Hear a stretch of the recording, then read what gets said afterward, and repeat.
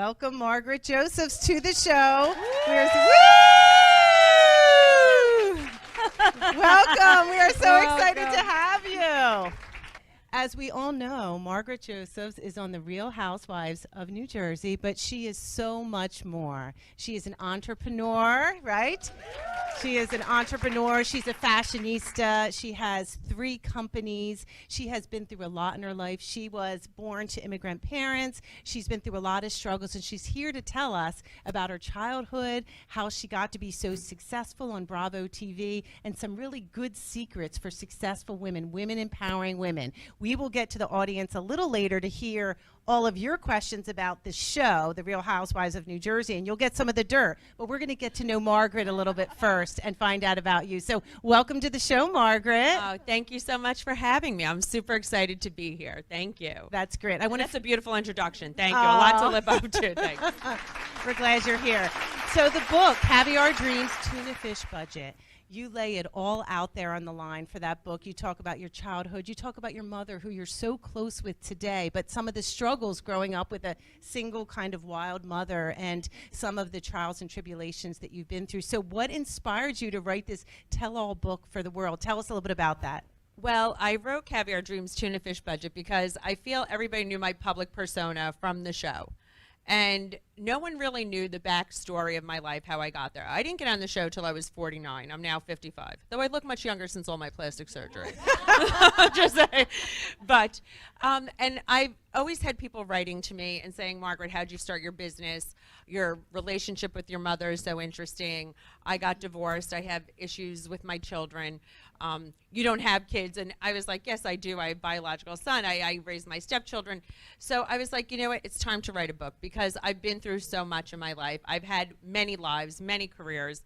And it was time to really tell the story of how I got to where I was and how many times I had reinvented myself and pushed through a lot of tough times. And I thought it would be inspirational because people do suffer and there's no overnight success. So I thought it was time to really tell the real story. The real story. Well, you've been very successful. Thank you for being a friend of Dress for Success, too. And make sure that you buy the book because some of the proceeds go to Dress for Success. And, you know, you're a friend as well as a lot of the other housewives of Dress for Success. Yes, so thank Dress you. for Success, so important. Yeah. So, Gabby, I think you have a question. Yes, absolutely. Well, as all of you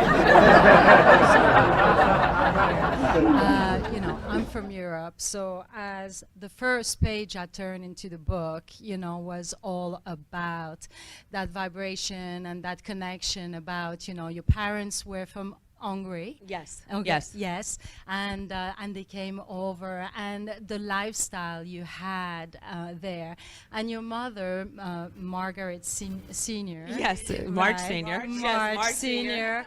Lovely. I like the lady. You know, she always escaped under the phrase, "We are European," and that totally resonated with me because, sorry, my son, but that's a phrase that I use often. So, but what I'm interested to know is, what did it mean to you at that time? Well, growing up with Marge Senior, I want to do a little backstory. My mother came here in 1956, just with the clothes on her back, rode on a bicycle into Austria because it was the, I don't know if you guys watched the season at all, but we spoke about it a little bit. It was the uprising again. The Russians were coming in. So her and her parents had went over the border into Austria because Austria had opened up the border from Hungary so that Hungarians could escape.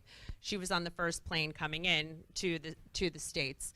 And she, you know, was a little girl, didn't speak English. My grandparents cleaned houses because, you know, they couldn't speak English. They had a hustle and everything else. So, you know, they weren't the most traditional. You know, little kids in Europe drink coffee, things like that. So it's very funny. At age 4, I was drinking coffee. You know, I didn't realize when I had gone to kindergarten. You know, when I was telling the teacher what'd you have for breakfast, I was like, oh, I had a cup of coffee and some Oreos. So when you know, which is not obviously a healthy breakfast. And eggs were fried in bacon grease and things like that. So when I went home, my mother's like, well, we're very European, you know, and her excuse for everything that wasn't traditional American was, well, we're European. European things were also, we're very comfortable with nudity in my house.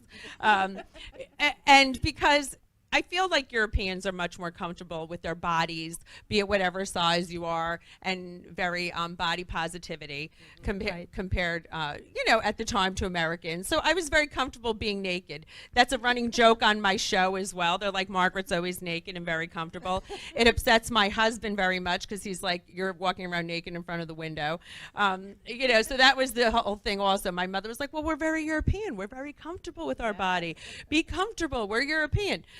So that was the story growing up. So the excuse, everything also for strange behavior on my mother, I think she also used it as an excuse, was like, well, we're very European, sweetheart.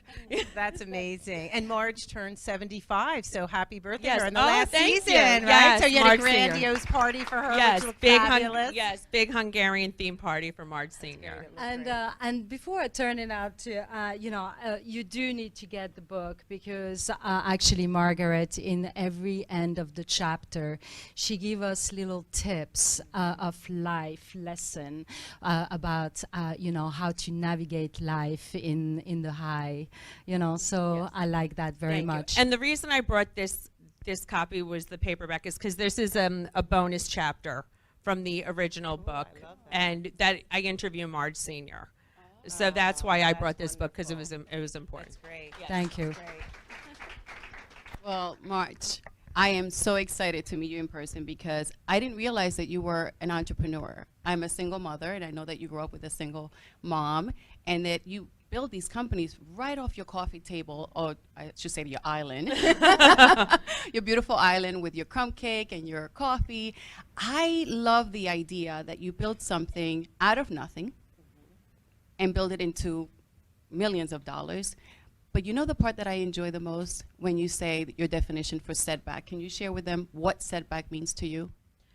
A setback means the comeback is always stronger. Yeah. Because that's what I've had numerous setbacks, and thank you for saying that. It's I started my own business when I was married to my ex-husband in my kitchen. It is true, and because I had my son, and I was like, what am I going to do? I was a dress designer prior to that, and I was like, I have to be creative. I have to do something. And I started decoupaging. I don't know if you guys know what that is, but basically it's like, you know, the art of like, it's like almost like wallpaper, attaching it to products. And I did it on buckets. And the buckets I bought at Home Depot. And they were known as Macbeth buckets. If you Google it right now, they still come up. And I was monogramming them, and I sold them to a local store, and they sold out in one day. And my partner and I at the time, who left the company very early, we're like, oh, let's just like do the New York gift show. We put our name on the gift show, and it was very of the moment. It was very shabby chicy looking. They were very kitschy, and we got like $100,000 in orders. I was like, oh my God, I'm buying my buckets at Home Depot. Now what am I going to do? I have $100,000 in orders. How am I going to sell these stores? Magazines thought it was great. We were a small little company. I had to borrow money from my, you know, now he's my ex-husband, my husband at the time, and we were in business. And I just like figured it out. And I figured it out. We were on the O list 6 times. We grew into an amazing business. I will say it was very successful. I was very blessed, but it was a real hustle. I mean, I was up all night, 24 hours. I had to open a factory over the years.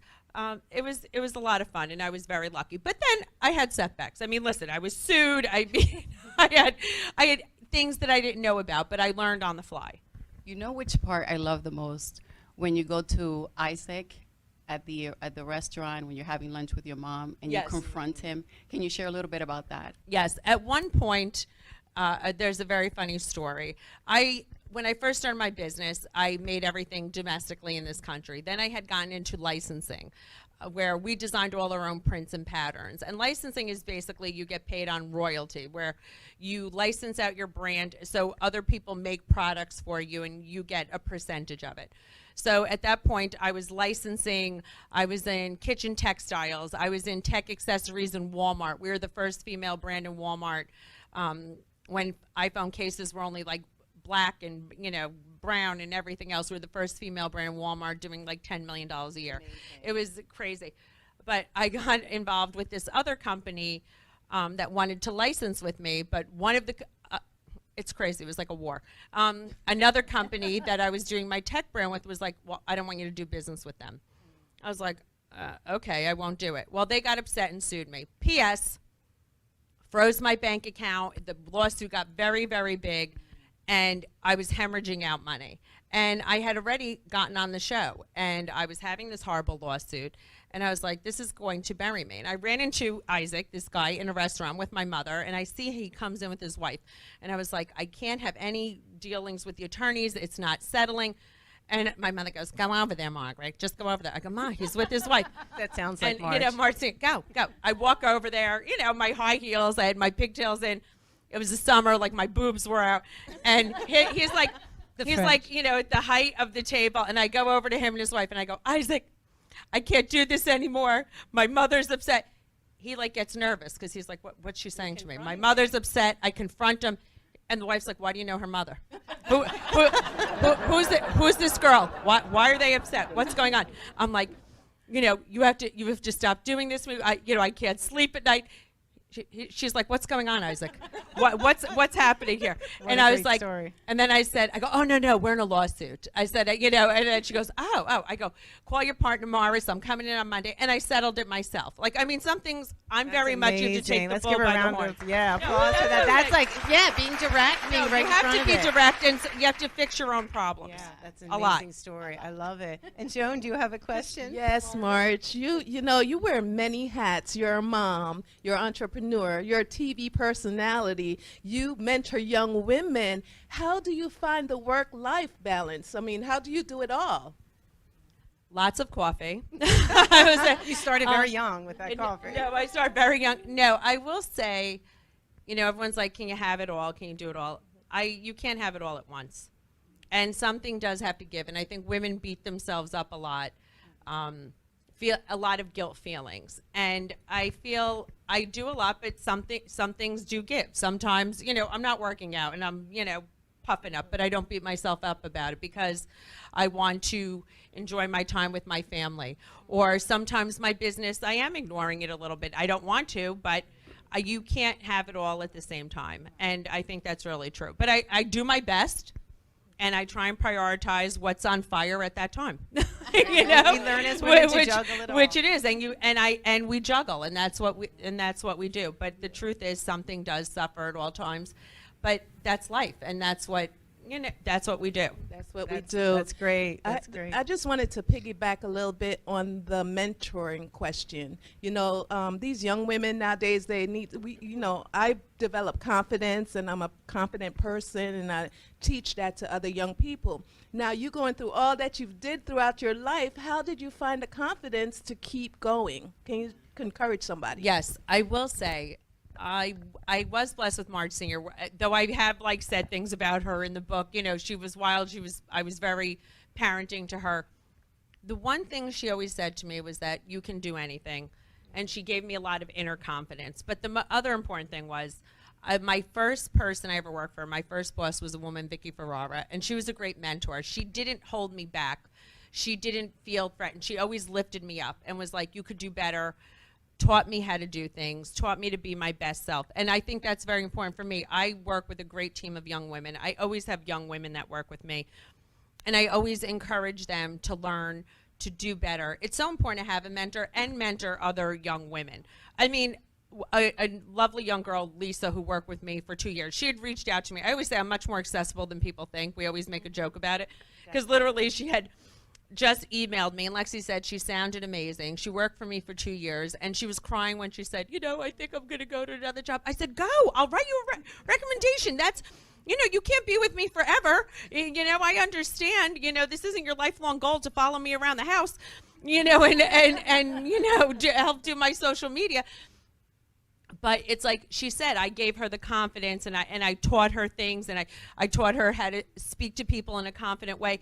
And I think that's what's so important, because you want to lift people up to be their best selves and grow, and you know, and they'll come back into your life. And I think that's what's so important. We can't be competitive with each other. Right. That's what it is, because there's enough, you know, everybody could shine bright. Someone else shining bright's not going to put out your light. And I think a lot of people think that, and that's not the way it is. There's room for everybody at the table.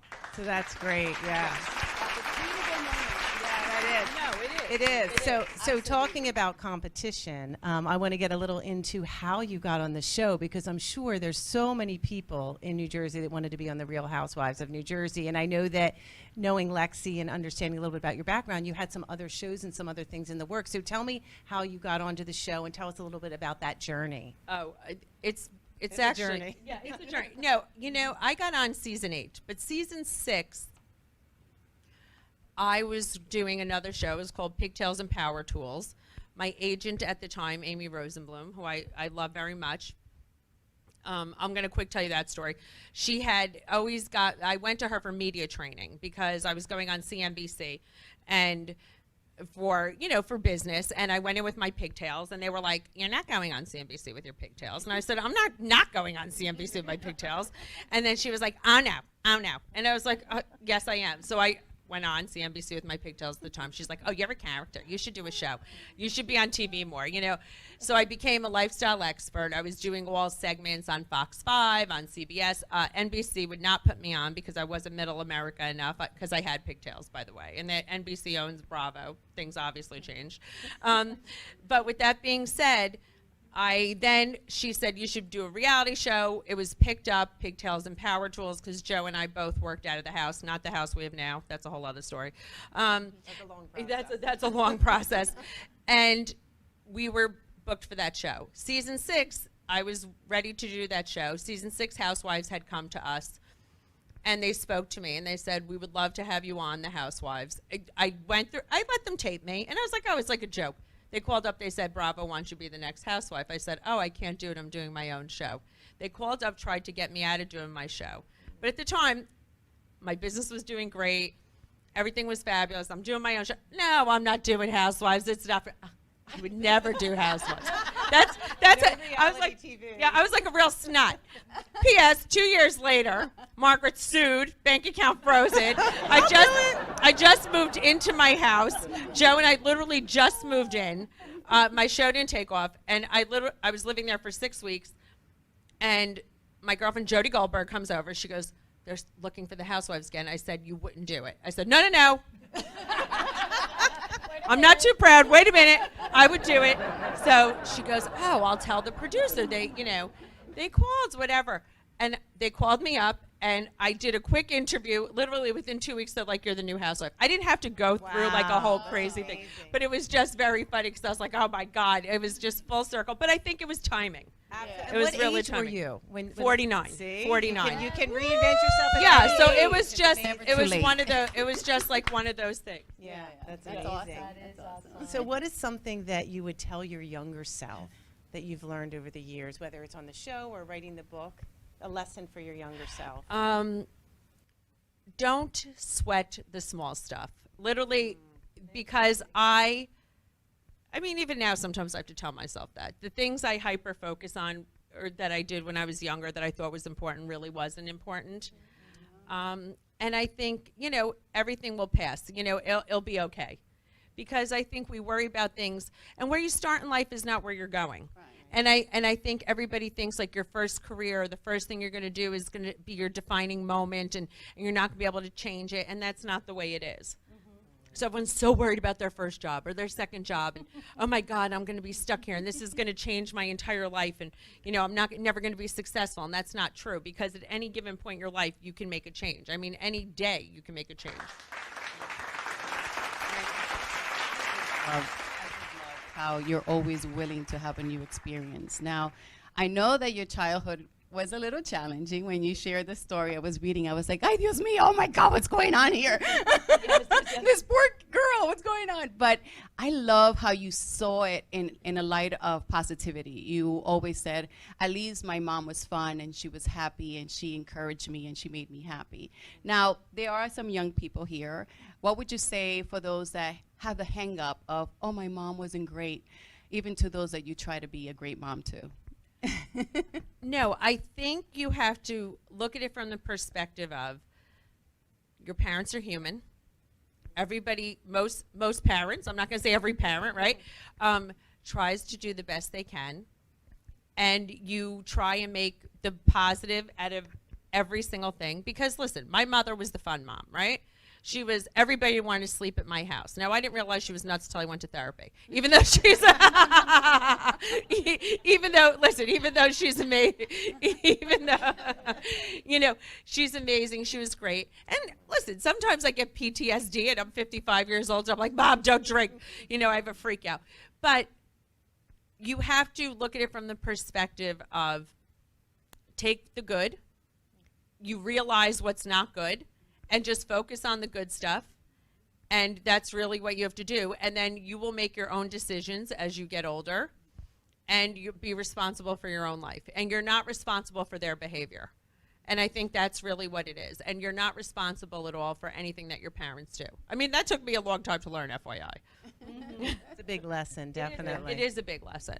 I had a quick question. I'm sorry. Yeah, sure. You talked about your relationship with Beth and your ex-husband at the time. It's in the book, guys. You got to get a book. You gotta get the book. So, with that, do you think that if Jan wasn't in the way, you and Beth would still be friends and you would still be in business together? Beth was my first business partner from Macbeth. No, I don't. Even though Jan encouraged me to end my partnership with Beth, I think I felt bad about it, but he was correct in it. Because Beth and I had very different visions, and I think Jan saw that early on. And I am somebody who does see the positive in a lot of things, and I hold on to people. I don't lose people. I have people in my life like since kindergarten. I'm still friends with, so I think that would have been it. I would have loved to still be friends with her, but I think it was friends and business, FYI, also don't mix. Yeah. That's the other thing. Friends and money, friends and business, I've learned that also. I've learned it the hard way because I've done it numerous times. I tell myself I'm never doing that again, and then I do it again. All the time. Don't do that. But to follow that question, because all through the book, you really surround yourself with people that are part of your tapestry. Yes. And yes, and you say friends and money doesn't mix, but really you take them under your wing, and they have been with you for a long time. So how do you really make it happen on a regular basis? Meaning, do you really have a hard line of you my friend, you my business friend? No, I think the people who've worked with me and have grown with me have become my family. Like Lexi's been with me since she came to this country for 14 years. I think people on the show don't realize that. They're like, some people always ask who Lexi is, whatever. She's been with me for 14 years. She's like my sister. And that's amazing. Yes, she's like my sister. So we grew my business together from the ground up. So she's my my family. So, and I think everybody who's been with me forever in my business has become part of my family, and I think that's what it is. When I say friends and money, meaning like I started businesses with people I've been friends with, and then if everybody's not making money, then you get screwed. Yeah. That we haven't done. That's not the thing we've done. But everybody who is part of my life, even like my hairdresser, has become very, you're so part of your life every single day. You're so bonded and so intimate, and you share so many stories together, happy things, sad things, and you champion each other. That's why what it is. Everybody becomes so part of a family. I see that loyalty that you have for your friends throughout the show, and that's great. And Lexi is unbelievable. We like to even see more of her in the show, so maybe she'll be one of the next Real I probably Housewives should be coming announcing up. this, She but may be cast. I mean, it's been discussed. We're going back to filming very, very, very soon. So When you I had say just very a soon, short I mean break. very. You just had a short break from We ended last season, but you filmed confessionals all throughout the season. Reunion was just a few months ago, and it just aired. I mean, Talk to me about some surprises maybe that happened at the reunion that you weren't expecting from the other Housewives. That was a great reunion, it was. by the way. I don't know if I was upsetting. I think when Joe Gorga stormed off, Yeah, I he didn't left the expect that. I stage. didn't expect him and Teresa to really fight like that. It was a very long day. It was 14 hours of filming. It's crazy. It was exhausting. It was just nothing was. I was surprised Dolores and Jennifer were fighting. Yes.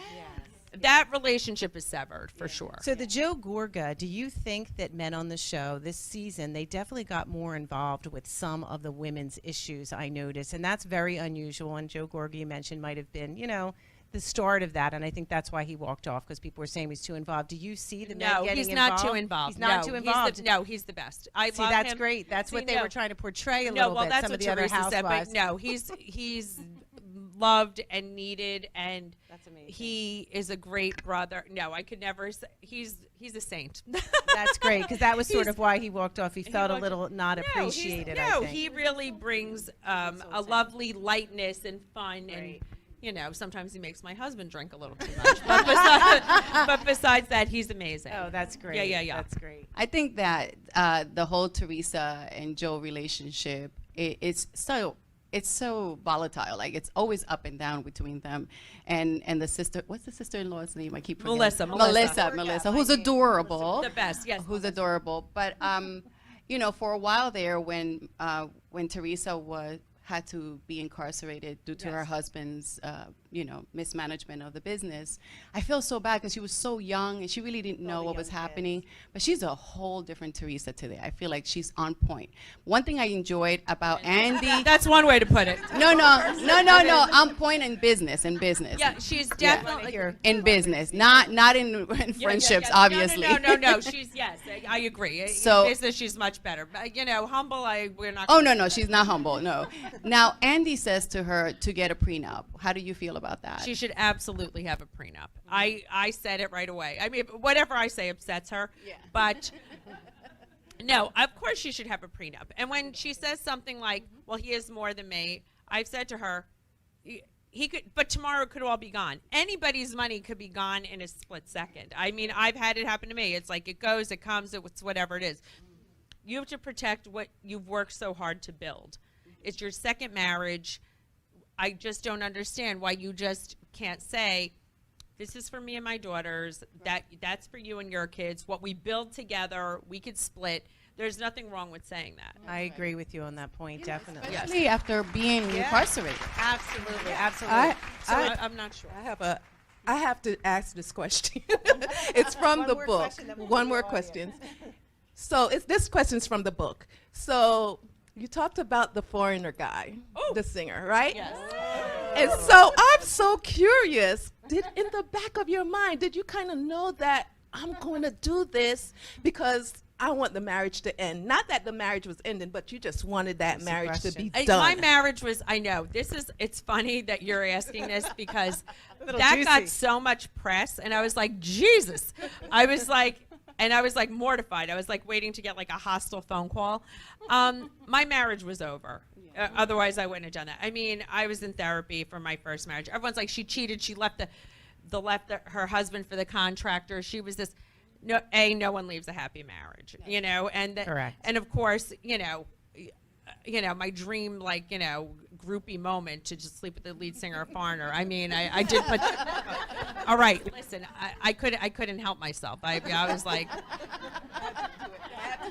That question had to be asked, Margaret. I mean, his hair was so much better than mine. That's what I said to Lexi. All I could do was like look at his hair. I was like, look at that hair. Wow. You are obsessed with hair. But his Like, butt was I don't smaller have than good yours. hair. His butt was smaller than And yours. his butt was smaller than mine. I was like, that was like not for me. That's great. That's great. So at this point in the show, we are going to open up to the audience. I know you've been so patiently waiting to ask some great questions. We have Justin Michael, who is going to round up some of those questions for us, our fashionista trendsetter, Justin Michael. All right. Do I have a Jamie? Would you like to ask your question to Margaret? Sure. Hey, Margaret. How are Hi, things Jamie. right now with you and Melissa? Melissa and I, very, very close. I mean, we speak on the phone almost every day. It's, you know, on this show, I think our show works so well because we all have real friendships and bonds. So, yeah, we're great. Awesome. Thank you. Next, I have Phoenix. So I appreciated your transparency with professional setting. What advice do you give young women that you're mentoring now if they ever find themselves in a position like you did? I think young women now, speak up right away. Please feel confident. You did nothing wrong. Don't feel shame. You did not bring it upon yourself. and to please feel comfortable, find someone you feel comfortable with, and say something as soon as you can. And I think that's what's important, because years ago, I hate to say it, it was so commonplace. If you said something to somebody, no one could care, and no one could care less. They would say, you're exaggerating. That's What true. did you do? You brought up years ago is you brought upon yourself. What did you do? Or if What were you you went wearing? to your, what were you wearing? Or your next job, it was going to happen again. So it didn't even make a difference, unfortunately. And thank God we live in a different time that you can say something. People will take you seriously. It's not acceptable, and you know, people care, and your points are valid, and you should say something. I hear you. And yeah, and I hear you, and Very that's good really what advice. it is. Thank you, Margaret. Listen, even in my office, my home office. I mean, I could tell you the craziest story. The guy who was living, next door to me was coming in. His shorts were too tight. I know it sounds, and the girls were uncomfortable because he wasn't wearing underwear, and they said it to me. Young girls, and I was like, Jerry, I had to say to Jerry, I was like, go put on a pair of underwear. You puffed up. Your shorts are too tight. You puffed up. And it's embarrassing. You stuck up for it's your true. girls. They felt uncomfortable. My girls, they felt comfortable enough, which made me happy that they said it to me. They were like, it's awkward. That they, it made me happy that they could say it. Great question. I have Jess. Hi. I Hi. love your dress. Oh, you look thank you. so Thank pretty. you. Thank you so much. The reunion can get a bit nasty. How much of it is real and how much of it is amped by the producers? And in general, how much of the show is reality? I hate to say this, it is all real. It's embarrassing to almost say it's all real. There's no amp by the producers at the reunion at all. Now, a producer never comes on the stage. I think everybody is so irritated from the entire season watching back what everybody says about you. Because I see it like literally when you see it, like a day before you see it. So you don't know what anybody's saying in their confessional. You don't know what's going on. So everybody's so agitated. By the time you get to reunion, you're in the worst mood possible. So that's not produced. Nothing's amped up during the season, but things naturally come out. And everybody is very sensitive. It's like a familiarity breeds contempt. We're all very different. And I think that's why everyone gets, listen, I'm going to just say, like this season, did I say that thing to Jennifer about her husband? Yes, I was very offended from I was upset about the year before how she diminished my sexual harassment, knowing well and good that her husband slept with a subordinate. And then it came out this year in the reunion, she also got the woman fired from the pharmaceutical company. I said it. And I was like, how could you say those things to me knowing all of this? So it was about her hypocrisy. I didn't care what happened with Bill, and that's the truth. It was about her. And I was waiting for a nice apology after all that. Never got, and I was like, you know what, and then I found out what she was doing with Jackie. So it was more about the hypocrisy. I was so disgusted by the whole situation, like so that blew up much bigger than I thought it would blow up, truthfully. So that was bad. I thought, we'd have an argument, we'd talk it out, and it'd be over and done with. Half a season. Teresa, I really was just like, address this stuff and it'll go away. Stuff's coming out every week, and her too. Yeah, you're trying to ruin my life. I'm not trying to ruin your life. I don't run the internet. So that blew up also. So you know what? Things happen, and I'm just always shocked the way someone else reacts. Yeah. That it goes on and on and on. It was very hypocritical knowing Yes. that background, and she knew that secret had been exposed. She knew about Bill. So Yeah. Well, it's not like people didn't know. Right. And so I was like, didn't expose it. No, I didn't expose it, and then I was made out to be like Cruella de Vil of children, and because I don't talk about my children on the show, it was a rough season. I'll put it that So, way. but what happened after, like once you have put all that out there and you come out of the set, No, what? I mean, the women. Listen, fine. I went home. I said, I didn't think it was going to be. I felt bad because the way she reacted. I didn't think she was going to be so upset. My friends like Dolores, Jackie, Melissa. They're like, all right, we're all like, they were like, they knew about it already. They're like, all right, she'll be fine, And I was like, she'll bounce back. We'll discuss it. We'll talk it out. She'll see my point that she's a hypocrite. we'll work it. That's not what happened. No, True, no, that is true. It's not gonna happen. But the truth is, you said something really valid. She loses her job, and he keeps on his nice I fancy said that life. on the reunion, and that's what I said. I was like, that's not acceptable, and everybody thinks that's okay. And it does take two people. I'm not saying infidelity is okay. I'm not saying it's okay. I'm not saying that. But it's not the woman's fault. And to make it out like, and that's what's happened to me my entire show. And at the end of the day, he was the one that made the commitment Right. to her, so he's the one Yes. that should be punished, Yeah, not the lover. Exactly. And And, Jennifer that's why trying to I've been bring- crucified endlessly, and then and I think that's my point that I was trying to make. But everyone was like, "Well, you're trying to ruin her life." I was like, "I'm not trying to ruin everyone's life. Everybody back it up." You And know? then Jennifer trying to bring Jackie into it, and it wasn't comparing. Yes, you and know, I think that's what it in was. the right So it way. was And very you were protecting your friend too. Yes, She's wonderful. and Jackie, and yes, and I'm so close with Jackie, and she had such a rough season before that, and I was like, why are we trying to do this? Okay, back to Justin All Michael. right, Yes. next I have Sue. Hi, how are you? Hi, how are you? I'm just curious. I love your dress. Oh, Again, thank just you. to say that. Oh, That's thank you. gorgeous. Thank so you. on that note, who would you say is your favorite designer and why? I'm going to give you high end, and I'm going to give you mid, and I'm going to give you low end. I'm going to Yes, give you please. the All whole of kit it. and caboodle. Very expensive Gucci. I love anything Gucci because it's great. Okay. Then I love. There's a company called Zimmerman who I just go crazy for. Then I live for Zara. Zara, you know why? They knock off everybody great. They're amazing. Mark Singer shops at Zara all the time.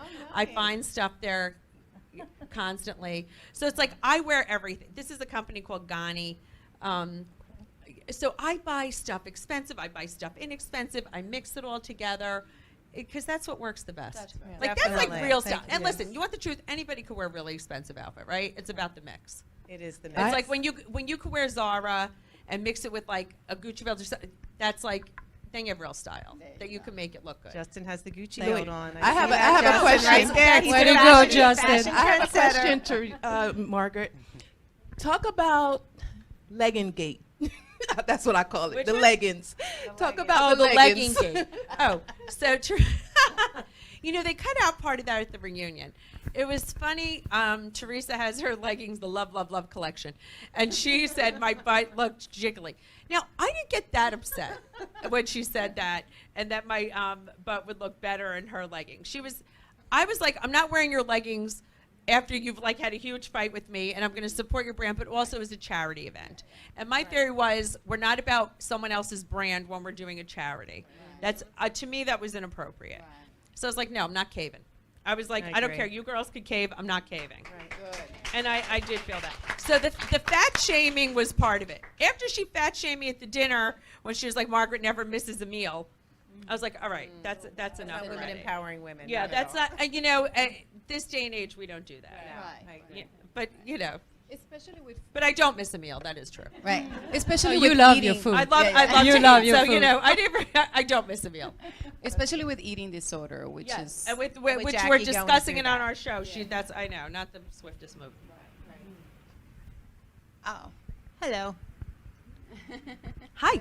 hi. Oh, I did your post. So you always look so fabulous. Oh, thank you, Lucy. Do you have a glam squad or do you do it yourself? Lucy, I'm going to tell you the truth. It takes a village. I do. I have two people who come to do my makeup. George Miguel, one guy, George Miguel, and this woman, Marty Patrices. I alternate between the two of them. And I have one person who does my hair, Julius Michael. But I wear a lot of hair pieces because my hair looks like crap half the time but my hair's short like this, but this is like half a little hair piece. I slap it on. Everyone makes fun of me. So You never look like crap. thank you. No, meaning it's if you saw me in the morning, I look like Chicken Little. That's the running joke at the house. They're like Chicken Little woke up. My hair's sticking up, but I do have people come do my makeup often. I've gotten very lazy with doing my makeup because I have very bad ADD and then I get distracted. The girls yell at me. I'm putting my makeup on. I'm on the phone. I can't get out of the house. It's a great picture of you in the book, by the way. Which one? Oh, with my hair sticking straight. When I went to FIT, I used to have very punk rock hair. Punk rock with a little bit of mullet on the side too, right? It's Yes. great. Great I picture. always had crazy hair. Justin love has it. another question from the audience. He's Have working his way Naisha. around. Hi, that dress, Naisha. by the way. Thank you. All right, me and Seema wanted to know, what would the woman you're becoming say to the woman you were? Oh, the woman I'm becoming, the woman I were. Oh, also probably get a prenup. In my first marriage, I made mistakes. You know, protect yourself more. Think more of yourself, because that is true. You know, listen, and I love my ex-husband. He was over this morning. He had to pick up something. He's adorable. We're very close. But I'll tell you, I didn't have my name on my first house because he was 20 years older than me. He had lived there. You know, I didn't do, you know, you feel bad. For some reason, if someone old, you know, he was older than me. He was like, Margaret, I'll always take care of you. You don't need your name on the house. You don't need this. What are you worried about? I never had bought my own car. I mean, I was 24. He was 44. I moved in with him and the 3 kids. He would go get my car. Do you know I never bought my own car until I moved over my house when I was 42 years old? It was crazy. I was like, I didn't even know how to buy a car. It was like insane. And you look couldn't where you are now. choose the I brand. couldn't choose a car. It was like he would come home. I mean, granted, listen, no one's running a benefit, but it was just a weird control thing. Do you know what I mean? It was just like, I felt very weird. It's so funny because in one hand, you know, you're building up Macbeth and you are like, you know, going up, and then, you know, you're not looking into your backyard.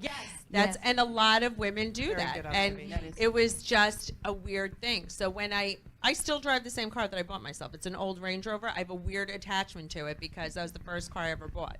And I went and I moved out. And I went and bought my own car, and I paid cash for it, and I was like, I'm keeping that car, and I'm not getting rid of it. Isn't that crazy? Yeah. That's so cute. You have success on your own terms. I love that. I wanted to know, you talk about compartmentalizing things. So you go to work, and then you come home, and you know how to put them both in different compartments separately. How does that work? Because a lot of us come home with the work, we're at the computer till 9 o'clock. You know, how do you do that? Because I know you said you wanted to remain happy, you wanted to take care of your family, that was your priority. So talk to us about doing that. Right, my office now is in my house. It is very hard. I watch Marge Senior does a very good job of compartmentalizing. And I think I learned it from her. And I will say, I don't know if it's a coping mechanism that I learned, but I think I had to do that a lot in my first marriage because I did work a lot. I had a tiny son. I would travel a lot for my business, but I knew when I got home, they were my priority. So I knew no matter what I had to do when I walked in that door, I had to shut off everything about my business. And I think I learned very quickly to do that. I think it's hard now with people with we're on our phones and the social media, but I make a concerted effort. I yell at the girls also, like the girls I film with. We go out to dinner. Everybody has their phone out. I find that very offensive. Joe really taught me that also. He's like, Margaret, put your phone away, put your phone away. So I find it's very important to try and remain present, whoever you're with at that moment, because it's insulting. Not to do. And I think it's like, people are like, with your kids. When I'm with my family and with my kids, I'm 100% with them. I'm not distracted.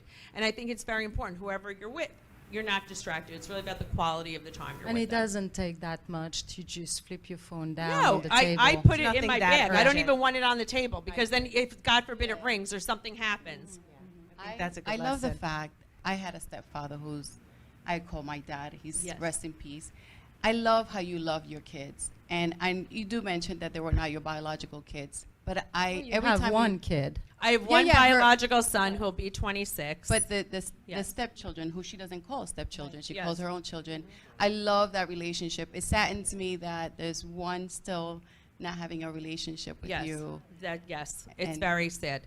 It's, and everyone always, it was funny, even Andy had said something just on the reunion, about the therapy. My kids, they were 8, 14, and 16 when I got married the first time. I met my ex-husband, and we had full custody of them. They're now, I can't even think, how old is Brett? I mentioned him because he was on the show with me. He's if I'm 55, he's 46. Wow. So one son's 46, one's 43, and one's 40, and then my son will be 26. So I really raised them since they were little. Yeah. And we were all, I would say our family was amazing, amazing. The best our marriage was tumultuous. So it was very hard. So by the time I got divorced and left with Joe, everybody was out of the house except our son together, who was 15. So I was very taken aback that our relationship became so strained because they weren't close with their biological mother. And it broke my heart. I couldn't believe it. So now things are better with my, thank God, with my middle stepson. Just my stepdaughter, my daughter, things are strained still. Joe has 2 children also. We're very, very close. That's why he flew today to Denver to see his daughter. And then his son's in a PhD program. So the redeeming thing is my son is very close with his brothers and sisters. Like the kids are all close, which That's makes me amazing. happy. And my kids are all happy and successful. But that was the hardest thing on me. And it's very, that is But they hard on me. were the feeling when you read the book is like, they were abandoned by their Yes, their biological mother, my mother. ex-husband, we had custody of the kids. They didn't see their mother. And I think by the time when we got divorced, I think it was an abandonment issue. There was other deep things there. Though I would never, move and leave my children under any circumstance. There was other things going on And there. you And I put a think lot of life time in. is complicated. You put a lot of time into those kids, so No, I'm I sure, did. I'm And sure listen, that those relationships will come back just like many listen, others. I pray, I hope I do the right thing, and thank God one is a lot better. My son who lives in California, and then I'll be making my way out there. I have so a things are question. better. Yeah, sometimes relationships like that are surprising, and I'm sure that's all going to work out because you're a wonderful person. So I'm sure it's going to be listen, great. we can And we all learn from that. But is there somebody on the show that really surprised you that maybe in the beginning of the season you didn't think you were going to hit it off with, and you had some problems, and then they became a closer ally? Anybody that surprised you in any of the seasons that you became closer with, that you didn't see that in the beginning in their personality, that you were going to really hit it off Dolores with is them? my best. Like she's really one of my best friends in the world. My first season, she was best friends with Siggy. Okay, I remember. And they don't Ziggy, talk at yes. all. And I don't think anybody saw that all about the Dolores cake. and I would be we're beyond close. Like we had dinner the other night. We talk every day. Like she's one of my best friends. Oh, I love that And I think turnaround that story. is so funny because I don't think anybody saw that coming. That's great. And those relationships happen so much in life that something can happen and later you realize you see something so different in the person after time, and there's forgiveness and everything. Yes, so. and I think personality-wise, we are very similar. She's very charitable. We do a lot of charity work together. We have a very similar sense of humor. She's close with Frank. I'm actually very close with Jan, my ex-husband. Though She he doesn't sure like is, to too, film. with her ex. Yeah, she's very close with Frank. Frank, he too doesn't like to close. film. So That's I great. think a lot of people didn't see that coming, but over the years, our friendship has really built a lot. I see that you both have great personalities and are Yeah, so funny. She's so a I doll, can see that and relationship. Yeah, so she's great. Well, I'm very Justin, lucky is to be there close any with more her. questions from I the have audience? Lisa. Hello. Hi. You are so gorgeous. Oh, you're so sweet. Thank And you. Thank you for being so authentic with us. It's been so real. Oh, thank you. Excuse me, I have allergies. Oh, me too. I feel like I'm like. Oh, I hate it. So you did talk a lot about being an entrepreneur, and I feel like this may be redundant, but what is your proudest accomplishment as an entrepreneur? Ooh, I'm trying. That's a good one, Lisa. I mean, probably still being in business, but no, I would say my proudest accomplishment, probably. Lexi, let's think. I mean, I feel like all my accomplishments, meaning like big and little. I mean, maybe being the first tech brand in Walmart, female tech brand, because at the time I didn't know it. This is embarrassing to admit. When I went into licensing, this is the way I'd pick my licenses. This is so ridiculous because I knew nothing about it. I would go. I was a small, relatively small company. I had Lexi, another woman, Janine, that worked with me. What did I know about tech accessories? I go into the company. I call up Lexi. I go, these guys are so good looking. I was like, I swear on my life. I go, they want to give us $15,000 just to sign the contract. Should I take it? They're like, are they cute? Yeah. What did I mean? Is that crazy? I mean, that's what I said. I was like, yeah, I was already, I was like, and she's like, yeah, take it. I was like, okay, what did I know? You know what I mean? So I take the deal. I was like, they were. I said it was nuts. Meanwhile, they got me in a horrible lawsuit with these other guys years later. But I made a ton of money from them at the time. And they're like, yeah, MJ, we're going to do this, this, this. I would go to Vegas with them all the time. And they got me into Walmart, the first female tech brand. And they're like, you're going to be in Walmart, you're going to be this. And everyone's like, you don't want, you know, oh, Walmart. Yeah, meanwhile, you sell Walmart, you make a ton of money. Yeah, so absolutely. everyone, so that was like a very big deal for me. So I was like, this is so amazing. And then I'd go into Walmart, and there was like a huge, like, you know, 8 feet of like, Macbeth collection. And it was a big deal. Like $10 million a year, like stuff that costs like $1.99, like to Walmart, that's a big deal. Wow. So I was like, that I was so proud of. And now I'm still in Walmart, you know, with my beauty brand under a different label, under Candy Couture by Margaret Josephs.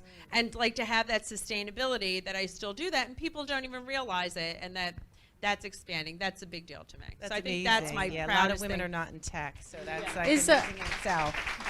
Thank you. How's the situation with Macbeth right now? Is it still? Yes, it's still, yes, I'm still in licensing. COVID definitely, like right when I got on the show, I was having issues because I had a bad lawsuit. Then I built it back up because it's all licensed. I don't make my own products, which is great, and that's doing very well. But during COVID, some people went out of business. We had a great luggage line, but people couldn't bring in luggage from China anymore because of the tariffs, and then Oh my COVID hit. You God, couldn't yes. get containers in. Right. We couldn't do that. We're in pet products. We're in glasses. We have a beauty line. We're just launching loungewear, which will come out fourth quarter. So that'll be great. So I'm very blessed. That's doing well. We're launching a mocktail line that we actually own called Soiree. Can't wait for that. Lexi and I. That'll be out in July, which I'm excited about. That we own. So that's because I don't drink. I don't drink alcohol. Yes. Not only do I get a headache, I The post-traumatic stress disorder. But that I've been working on for over a year with Lexi. We put a lot into it. It's only 45 calories. It's very elevated taste. So we're excited. You have to bring it here in the Oh show yeah, I for will us bring to it. taste. We'll have an definitely event. advertise Yeah, it for you. We so love we're that. excited. But we've been working on that. Sounds like you were reinventing yourself with COVID. Yeah, so too. that's Everybody what it had is. to change what they were doing in business. It was such a hard time Yes, for and no, everybody. Macbeth every is still doing entrepreneur. great, but I feel like also Housewives doesn't last forever, right? Right. TV doesn't last forever. Nothing lasts forever, and I need, we both need something, a legacy for like our kids and things like that. So That's How's great. your podcast going? I was so excited to hear that you have a podcast. Thank you. Yes, our podcast is going great. We like to have on entrepreneurs. Everybody does such a great pop culture podcast, like in the Bravo world. We have one, same name as my book, Caviar Dreams, Tuna Fish Budget. We have on all different entrepreneurs from all different walks of life, anybody who's a disruptor in an industry. So it's going well. We do it twice a month. It's anywhere you can find your normal podcast, Apple, Spotify, and yeah, it does very, very well. We have on very interesting guests. We love to do it. It's really a labor of love. I love having on people. Everyone finds it very inspiring, and it's been doing well. We did that right before the pandemic hit. We used to have a great studio in the city. Now we do it out of my house, but it's great. Podcast is amazing. Justin Michael is a big fan. I think he's watched all of them, right? Do you want to I say know. something We about do that, it. Justin? Do you Yes, have a question on that? we video them, but everyone does the audio as well. I wanted to know, the name of the book is Caviar Dreams, Tuna Fish Budget. Now, growing up as a child, you always got what you wanted. You Yes. always got what you wanted, even coming all the way up to adulthood. So what does the title of that book mean to you? What does it mean? No, because I started my company that way, Caviar Dreams, Tuna Fish Budget, right? I always wanted something bigger. Same thing with my mother. Listen, I shared a bedroom with my mother, as a little infant, as a little girl. We only had a one-bedroom apartment because she was a single mom. She left my dad when she was 21. She had me when she was 20. She left my dad because he was abusive when she was 21. We shared a bedroom. But I never wanted anything. Marge Senior always made sure I had the best outfits, everything else. But it was always like, caviar dream, a tuna fish budget. We didn't have a lot, but I never knew we didn't have a lot. Yeah. And when I started my business, it was like on a hope and a dream, right? I had to borrow money from my husband, and I had a little factory. We're always like the little engine that could. So we always had like bigger aspirations, and it didn't matter. And that's where the title really comes from, because I always had a bigger dream, but from a humble beginning. And I think that's really what it is. So it doesn't matter as long as you keep dreaming about it. I don't care. It's funny because my brother-in-law, my ex-brother-in-law, probably always wants to kill me. He told me 1,000 times, give up, close your business. You're not going to survive this. This isn't any good. And I was like, no. And I always say my success is 50% delusion, 50% determination. Because if you don't believe your own hype, no one else is going to believe it. If you don't feel like you're going to be successful, if you you have to get those negative thoughts out of your head. It is positivity, It definitely confidence, and then Yes. perseverance. I mean, Yes, like you said, you because- blossom later in life, and all of these great things are coming to you. No, it's So absolutely amazing. true. It shows that I we mean- all can do this. We all have this opportunity. No, you really do. And then we have Justin Michael has another couple questions for us from the I audience. have one last one from Ruth. Ruth. Ruth. So I'm going to say Servus Margit. Oh, Servus. Okay. So I never knew any of your Hungarian story until the reunion, right? I lost my husband 3 weeks ago. Oh, I'm so sorry. And he escaped Hungary in 1956. Oh, like Marge Sr. It was amazing. He had already passed when I watched, because I had to binge because Steve was sick for so long I didn't watch the show. But it was How like old was he? He was 67. He was 67. But the fact He was that a little boy. somewhere he brought down Hungary to you, to me. Oh, so that's thank so you. sweet. Oh, that's so sweet. What was his name? Steve Istvan. Steve Istvan. Yes, That was Igen. Istvan. Igen. Uh-huh. How's that? And that's great Fun. because it's like Marge Senior's birthday. Yes. That you brought back a lot of that culture and Yes. stuff, Ruth. And did you see 75th. that? Yeah. So many awareness about that. I know. Oh. Oh, thank you. You're so She's the nice. best housewife, Oh, that's for thank sure, you. right? You got to That come is visit for us. sure. You got to come over, see Marge Sr. We're sorry for your that's loss. so sweet. Kichi. No, Alpha like that didn't mean shuka. That's what I said. It means I forgot a lot. No, this is so crazy. Just the woman who does our nails, mine and Lexi, she's Hungarian, Monica. She's done Lexi's nails for 5 years. But now I'm like, now I want to do everything Hungarian. Now I'm only going to someone Hungarian to do my nails because I feel like Getting I've into the lost so culture. much of it. I didn't speak English till I went to kindergarten, and now my Hungarian is so I could read it, I could understand it, but to spit the words out, they just don't come out.